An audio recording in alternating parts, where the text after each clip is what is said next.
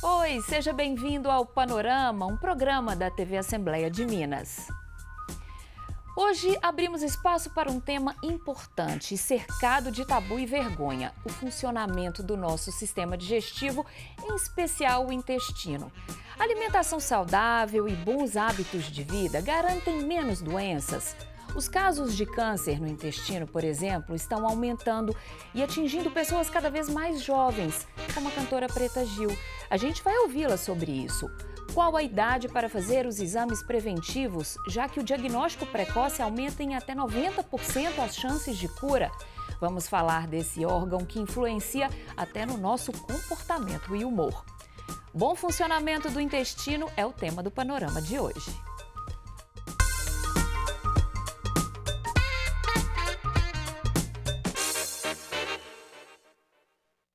Aqui no estúdio, a gente recebe a médica coloproctologista Eloá Gamboge, professora do Hospital Universitário da Faculdade de Ciências Médicas.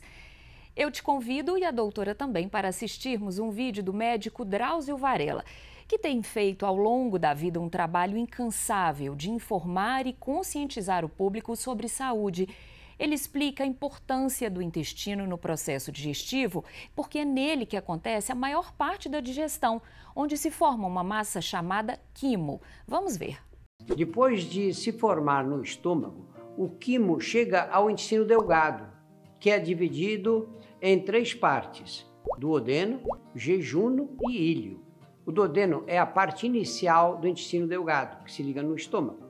E é nele que nós digerimos as gorduras, as proteínas e os carboidratos, com a ajuda do suco pancreático, da bile produzida no fígado e das enzimas intestinais. Depois, o alimento segue para o jejuno. O jejuno é responsável pela absorção dos nutrientes. O que o jejuno não conseguiu absorver, segue para o íleo, que complementa a absorção de nutrientes, de água e de sais minerais. Nessa etapa, o quimo atinge o intestino grosso, que é a parte final do tubo digestivo. O intestino grosso absorve os nutrientes que restaram, sais, vitaminas e água, e é nele que se formam as fezes, o bolo fecal. E esse é o processo final da digestão.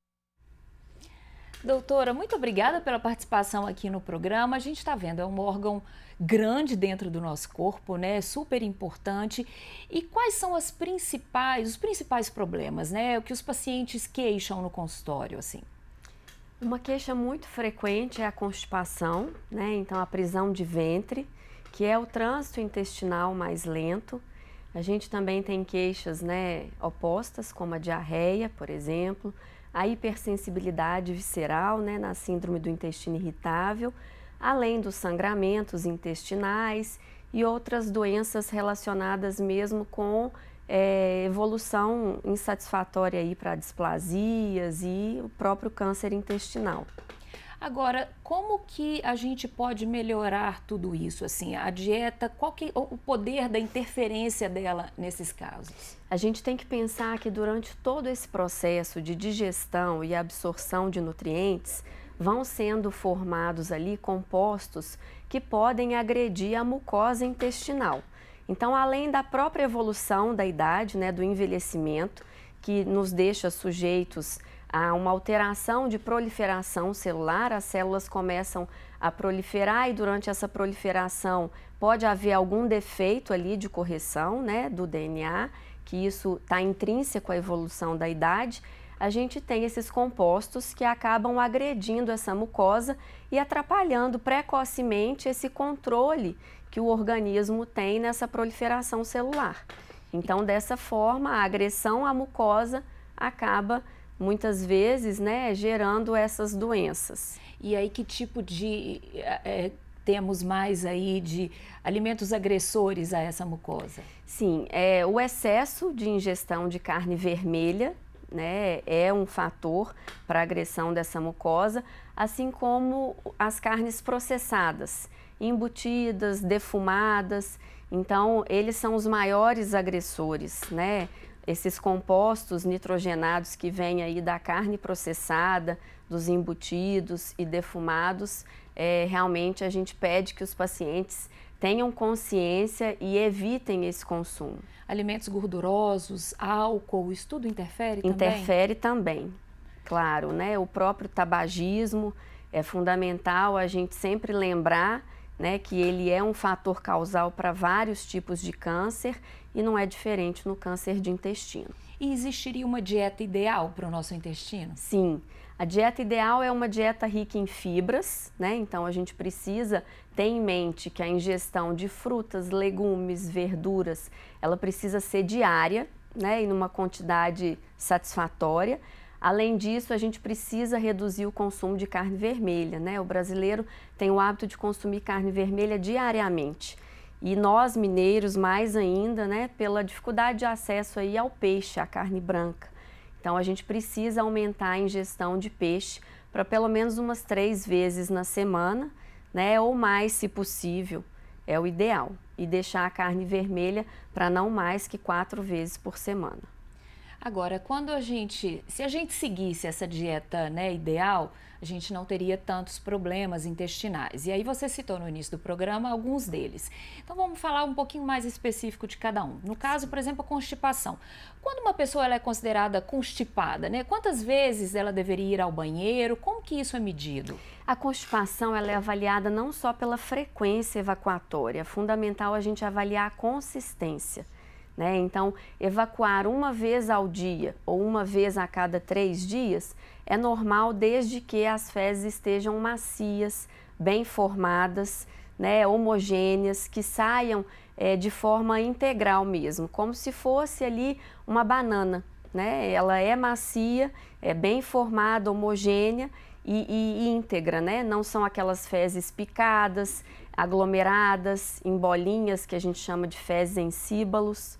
Né? Então, evacuar também 3 vezes por dia pode ser normal, desde que a consistência seja adequada, desde que não sejam fezes pastosas demais, né? Semilíquidas. Tá certo, a gente vai falar agora sobre o câncer. O câncer no intestino é o 3º tumor que mais mata no Brasil. Acomete principalmente homens e mulheres com mais de 45 anos, mas os casos vêm crescendo também entre os jovens. Um relatório da American Cancer Society aponta que nos últimos 25 anos, os casos de câncer em pessoas com menos de 55 anos aumentou de 11% para 20%. A cantora Preta Gil foi diagnosticada em 2023, conseguiu vencer a doença parcialmente, mas o tumor voltou em 2024 em outras regiões do corpo. Ela, inclusive, vai usar para sempre uma bolsa de colostomia, aquele coletor que faz a função de receber as fezes e a urina. Nas redes sociais, a artista tem compartilhado os desafios e está sempre fazendo alertas sobre a gravidade da doença. Vamos acompanhar.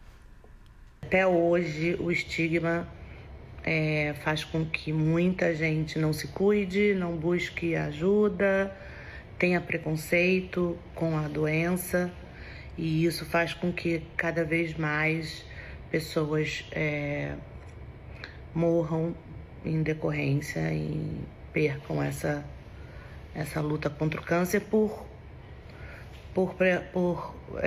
mil questões, mas a maior delas por um diagnóstico tardio, né? Ah, não, deixa pra lá, isso não. Isso é normal, a gente vai banalizando tanta coisa. Eu mesma fiz isso, eu mesma no começo, assim, quando eu comecei a ter os primeiros sintomas, eu fui colocando em outros lugares. Ah, não, é cansaço, ah, não, é estresse, ah, não, é isso, ah, não, é aquilo. Não, muitas vezes já é a doença se manifestando e a gente perde a oportunidade de começar um tratamento precoce. Eu continuo minha luta aqui com a certeza da vitória. Não é fácil, mas eu continuo lutando e espero que quem encontrar esse vídeo encontre ele num momento de esperança, de amor, porque é o que a gente precisa renovar as nossas esperanças, a nossa fé diariamente para continuar lutando. Um beijo para vocês e se cuidem. Doutora, Porque ela fala desse estigma, né? Quais são, às vezes, os primeiros sinais e que a gente ignora ou finge que não vê? Depende muito da localização da lesão precursora no intestino, né? A lesão precursora é o pólipo. Então, se o pólipo está lá no cólon direito, muitas vezes você não vai ver sangue nas fezes, né? Você vai vir a ter uma anemia quando a lesão já está avançada, às vezes até obstrutiva. Quando esse pólipo está ali na parte final do intestino, no reto, muitas vezes, precocemente, você detecta sangue nas fezes, né? É visível mesmo. Então, depende dessa localização. Então, a gente tem o sangramento nas fezes como um fator de alarme, né? Que a gente precisa prestar atenção. Então, ver as suas fezes é fundamental, acompanhar o aspecto, a consistência, a coloração é muito importante. E também a gente começa a ter como fatores ali de alarme, dor abdominal recorrente, alteração do hábito intestinal, então o intestino está desregulado. Uma hora está muito preso, outra hora está muito solto, mas aí a gente já está falando de tumores, não pólipos, porque o pólipo em si, ele costuma ser silencioso, a não ser pelo sangramento, que muitas vezes só é detectado no exame de fezes, a pesquisa de sangue oculto nas fezes, que a gente precisa iniciar precocemente e é um exame anual. Agora, justamente para descobrir esses pólipos, né, preciso fazer a colonoscopia, que é um exame cercado de tabu também. Hoje, né, qual é a idade indicada? Por que é preciso fazer? Qual que é a frequência para se fazer esse exame? A população de baixo risco para o câncer coloretal deve começar com a colonoscopia aos 45 anos, desde que tenha pesquisa de sangue oculto nas fezes negativa, desde os 40 anos. Então, 40 anos a gente começa a pesquisa de sangue oculto nas fezes anualmente, 3 amostras em dias alternados, porque o sangue ele não aparece todo dia, né? O pólipo, ele não sangra todos os dias. Então, até mesmo os tumores não sangram diariamente. Então, é preciso fazer de forma adequada. Se essa pesquisa de sangue oculto vem positiva antes dos 45 anos, a gente vai indicar a colonoscopia. Se ela vem negativa anualmente, aos 45 anos, primeira colonoscopia. E assim a gente está falando de prevenção do câncer. O câncer de intestino é um dos poucos que a gente deve, né, falar de prevenção muito mais do que diagnóstico precoce. É um câncer que a gente não precisa ter, a gente consegue evitar através da colonoscopia em idade adequada, que nos permite a remoção dos pólipos e aí então a gente define o segmento. Uma primeira colonoscopia sem nenhum pólipo, com preparo adequado, exame completo, feito num tempo adequado, com examinador experiente, né? E se o paciente não tem fatores de risco maiores para o câncer coloretal, ele vai repetir em 5 anos. Agora, se numa primeira colonoscopia, aos 45 anos, a gente encontra mais pólipos, né? 3, 4, 5 pólipos adenomatosos, que são os pólipos precursores do câncer, pólipos de tamanhos maiores, né? De 1 centímetro, a gente vai repetir essa colonoscopia com intervalo menor, às vezes em 1 ano, às vezes em 2 anos, depende muito do tamanho dos pólipos, do número de pólipos e da histologia desses pólipos. Agora, quem tem histórico na família? Quando a gente tem um histórico familiar, a gente já não considera que é uma população de risco habitual, né? Que é um paciente com risco aumentado pela história familiar. Então, aí a gente tem que avaliar qual foi o familiar que teve o câncer de intestino, quantos familiares de primeiro grau tiveram o câncer de intestino, se é só o câncer de intestino ou tem outros tipos de câncer, porque em algumas síndromes hereditárias a gente tem outros tipos de câncer relacionados também com o câncer intestinal, e aí então a gente vai definir a idade de início da colonoscopia. Em geral, um parente, né, de primeiro grau teve câncer de intestino aos 45 anos, sua primeira colonoscopia vai ser aos 35, 10 anos antes, né, da idade de diagnóstico do familiar. Agora, por que a gente tem visto cada vez mais jovens tendo esse tipo de câncer? A gente tem vários fatores que influenciam no câncer coloretal. Tabagismo, já falamos, obesidade é um fator fundamental, sedentarismo, então a prática de atividade física aeróbica regularmente diminui a incidência do câncer de intestino, assim como de outros tipos de câncer, e a alimentação. Então a gente tem visto, né, pacientes cada vez mais acima do peso, sedentários, alimentação, né, cada vez pior, com o consumo de industrializados na maioria das refeições, né? Então isso favorece mesmo o aumento da incidência do câncer coloretal. E como que é o tratamento desse câncer, né? A gente viu no caso da Preta Gil, ela teve, aí depois apareceram outros tumores. Como que é, doutora? Então, depende da localização também. Então, a Preta Gil teve um câncer de reto distal, né? A gente faz o estadiamento da doença. Dependendo do estadiamento, O que é estadiamento? O estadiamento da doença é definir. A doença está só no intestino, ela extrapola a parede intestinal, ela comete órgãos adjacentes ali ao reto, ou ela já alcança órgãos à distância, fígado, pulmões. Então, depois que a gente define esse estadiamento da doença, a gente faz o planejamento do tratamento. Então, quando a gente tem um tumor no reto distal já avançado ali localmente, a gente precisa muitas vezes fazer radioquimioterapia antes para depois operar. Quando a gente tem uma doença avançada à distância, né, com comprometimento importante do fígado, muitas vezes tratar a doença sistêmica é mais importante do que tratar a doença primária, que começou ali no intestino, porque a metástase hepática ela mata mais rápido do que o tumor primário. Então é um paciente candidato primeiro à quimioterapia, né? Isso se ele não está em risco de obstrução intestinal.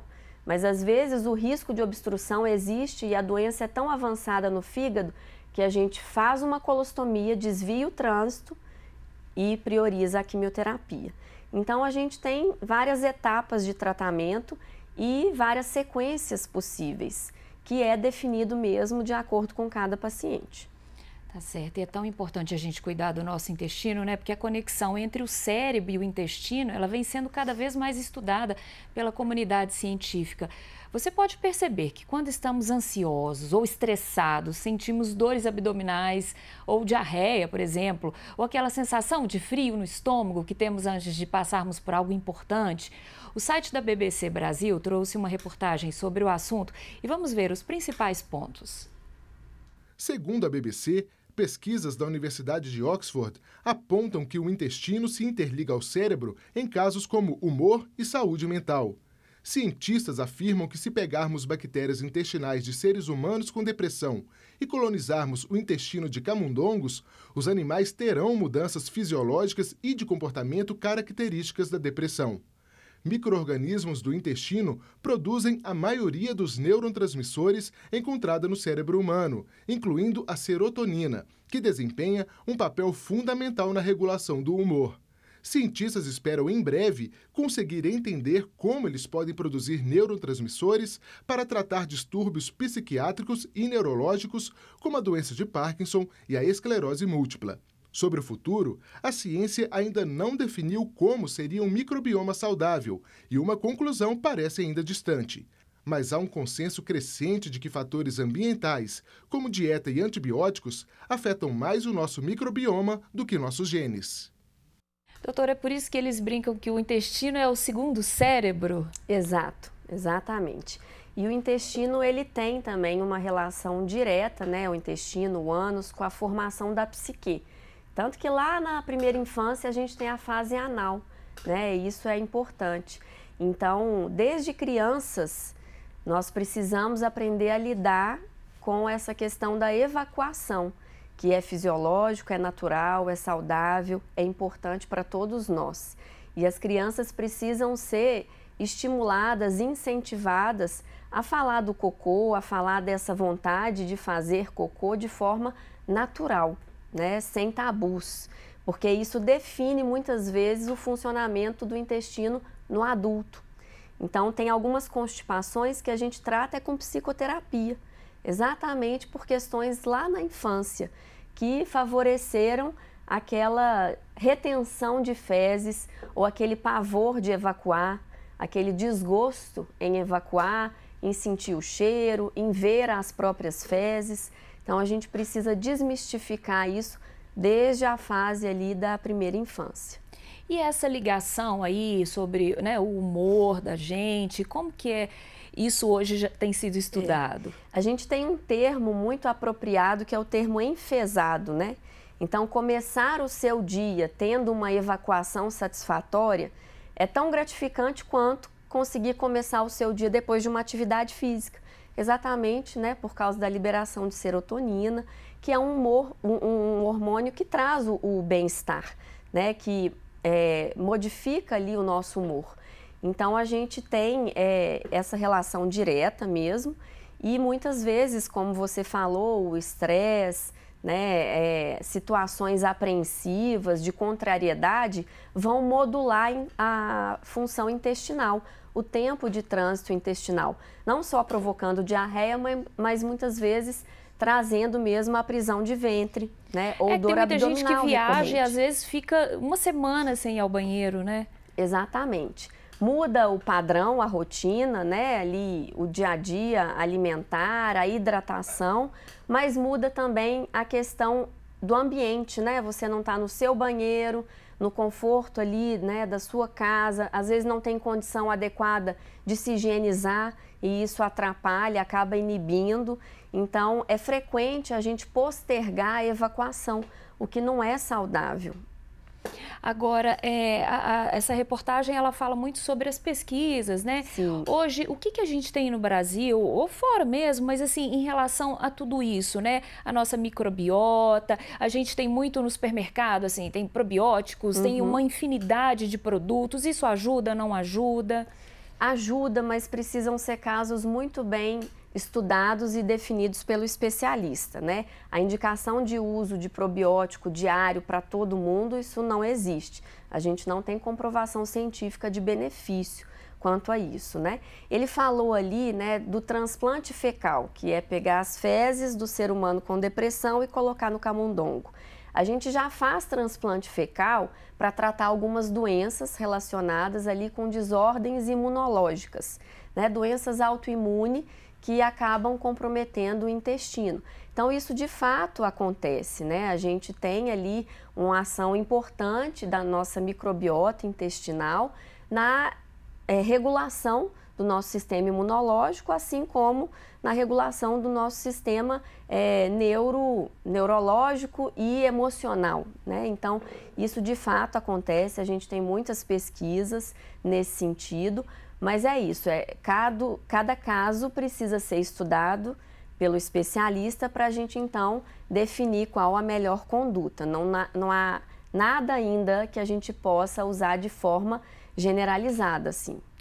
Então, doutora, a gente está chegando ao final do programa. Você acha importante, assim, deixar isso claro, que assim como a gente marca um cardiologista periodicamente, a gente tem que procurar um coloproctologista também, Sem né? dúvida. Ou coloproctologista ou gastroenterologista, né?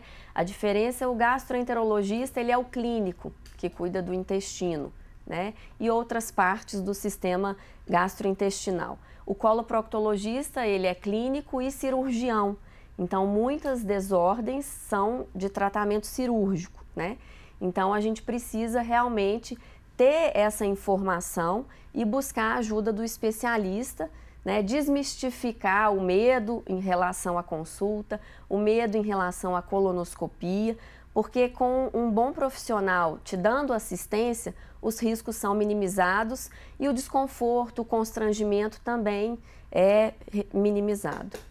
Tá ótimo, doutora. Muito obrigada pela participação aqui agradeço. no Panorama. Nosso programa fica por aqui. Hoje tratamos de um tema importante, cercado de tabu e vergonha, que é o funcionamento do nosso sistema digestivo, em especial do intestino, né? Mostramos aí a relação entre hábitos saudáveis e a prevenção de doenças. A cantora Preta Gil, diagnosticada com câncer coloretal, fez um alerta sobre a doença que atinge cada vez mais jovens e já é o terceiro tumor que mais mata no Brasil. Falamos também sobre a influência do bom funcionamento do intestino no nosso humor. Para rever a entrevista, entre aí no portal da Assembleia na internet. Muito obrigada pela sua audiência.